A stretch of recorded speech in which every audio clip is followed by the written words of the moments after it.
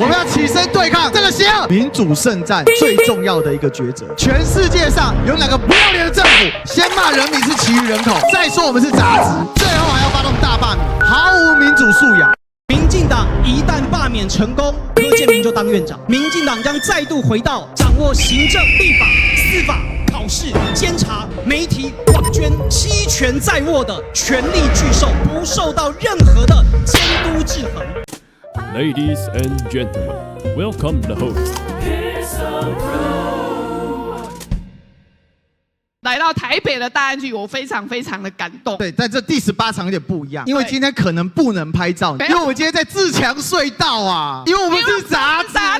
从柯建铭说要大罢免，他大罢免的理由是因为你们是中共同路人，我们的赖清德在霸凌我们的中华民国的老百姓。他说你们60%的人是杂质，基于以上这么多的不同意，所以我拜托你7月26号做2件事情：第一，一定要站出来走出去投票。第二，一定要投下不同意罢免。为什么出来投票很重要？因为有一个民调，其实我们民调已经赢了啦。不同意罢免的人，他的投票率是比较低的，而同意罢免的人，他的投票率已经到紧绷了。他们就是9成出来投票，9327%。如果他们出来投票，大家没出来投票，那罗智强就很危险。但是现在开始绝地大反攻，危机就是转机，每出来投1张票，几乎都是不同意罢免。只要把投票率拉高，他们就落赛了啦。所以我们让赖清德变杂质，好不好？民主圣战最重要的一个抉择，今天我们所面临的是前所未有的。全世界上有哪个不要脸的政府，先骂人民是其余人口，再说我们是杂质，最后还要发动大罢免，毫无民主素养。他为什么嚣张？因为没有人起身对抗，好人保持沉默。所以我们要起身对抗这个邪恶。我跟强哥认识大概有8年，从2017年开始，最早我们是在政论节目上同台聊聊时政，聊聊心得。后来一起选举，当上了台北市议员，一起打仗作战对抗民进党。罗智强后来创办了野台，是第一个在野党主持的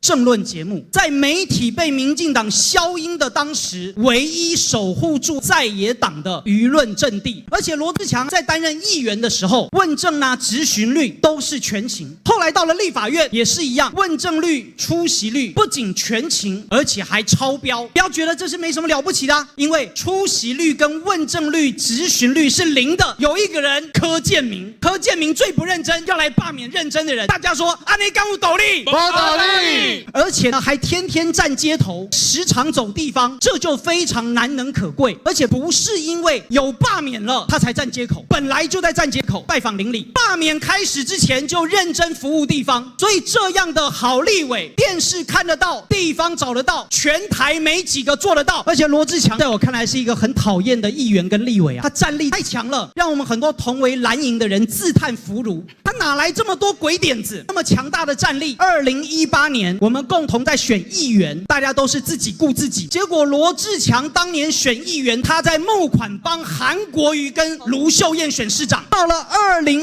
2025年，今年的现在，所有国民党立委都面临被罢免的危机了。大部分的立委也是自己顾自己。结果罗智强他卖书募款，帮助每一个被罢免的国民党立委。民进党一旦罢免成功，柯建铭就当院长，民进党将再度回到掌握行政、立法、司法、考试、监察、媒体、网捐7权在握的权力巨兽，不受到任何的监督制衡。如果没有制衡，何来民主？届时民进党迈向独裁，迈向威权。而更可怕的是，赖清德现在赤裸裸的台独2国论的演说，将导致兵凶战危。所以不同意罢免，我们就是不同意独裁，我们就是不同意战争。过去这1年以来，青鸟真的是太讨人厌了。平常的时候先跟你要联署书，拜托你跟你签联署书，你不要，他就骂你中共同路人，然后就批判你、出征你。后来呢，出征饮料店五同号，它的谐音变成叫做梧桐好。所以青鸟要出征，这根本有病吧？那糟糕了，这种人有病应该要去看医生，但是在台湾他们也不太能看医生，因为他们如果要去做无痛胃镜，糟糕，这是无痛胃镜啊！那后来呢，还去出征路易莎咖啡，还去闹白沙屯妈祖，到现在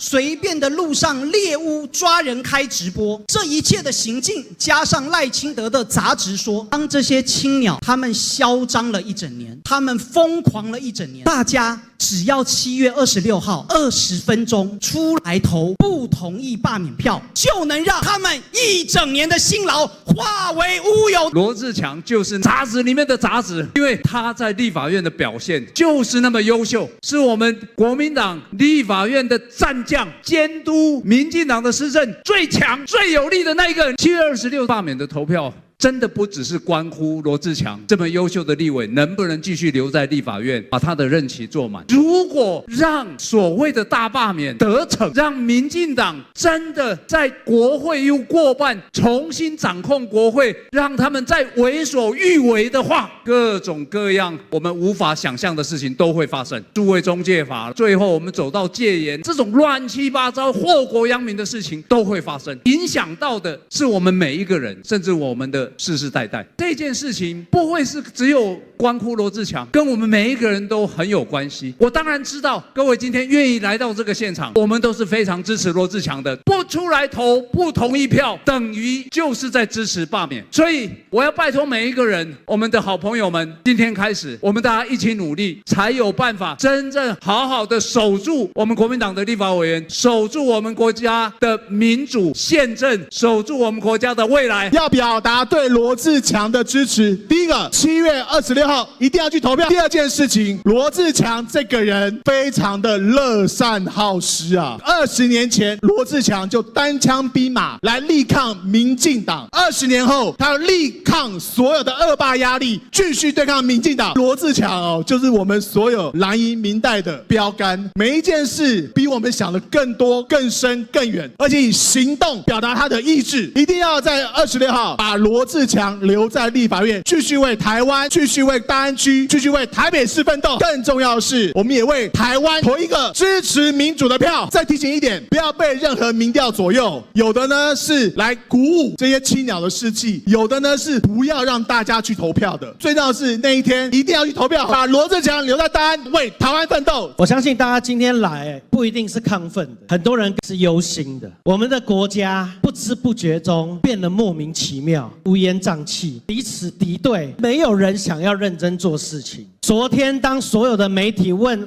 万安市长，当彰化有一个国中生被他的同学霸凌说他是杂质的时候，你能想象我们的国家为什么会走到这个样子？万安讲了一句话让我非常的感动，他说很抱歉，因为我们这些大人不够努力，让这个世界变成这样。台币到现在已经升值15%了，我们的企业很多都会准备要出走，这个国家即将被掏空。一个国家在国际上面临俄乌战争，面临以哈冲突，面临以伊战争，面临印巴冲突，整个全世界的火药库几乎都打掉一轮了。在经济上，我们的关税、贸易，还有我们下半年的出口将急剧的降低。这些事情，我们的汇率15% 的这样的一个涨幅，这些都是我们活生生生活中这个国家正在面临到生死存亡的时候，结果我们还在搞大罢免。民主到了最后一道防线，就是你们手中的选票。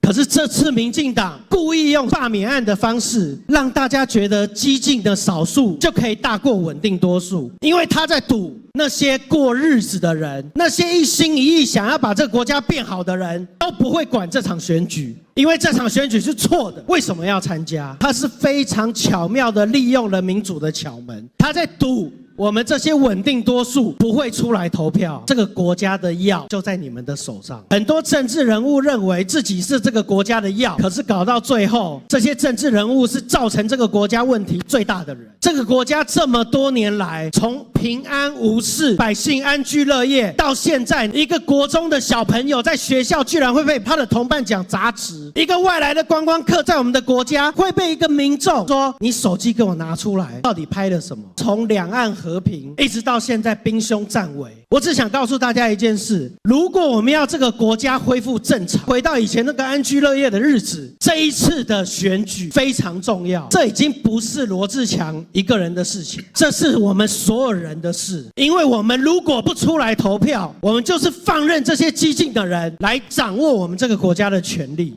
你们手中的选票的力量，心中的正义良善，那个才是国家的解药。请你们把这些力量发挥出来。在面对民进党这种无情霸道、不要脸、变态式的执政，我们身为国民党的政治人物，我们要跟大家道歉。我们真的不够努力，而且我们甚至不知道要怎么努力。我们只知道在制度里面跟人家竞争，我们怎么会知道人家现在想要弄死我们？难道我们要变得跟他们一样泯灭人性吗？那这个国家会变成什么样子？如果我们不希望这个国家继续的冲突对立，我们要回到以前那个安居乐业、两岸和平的日子，这个国家的药就在你们的手上。不要以为不出来投票就没有事了。这一次民进党就是准备趁着罢免案的制度一个落席，想要用激进的少数大过我们稳定的多数。所有的民调都告诉我们，不支持大罢免的人比较多。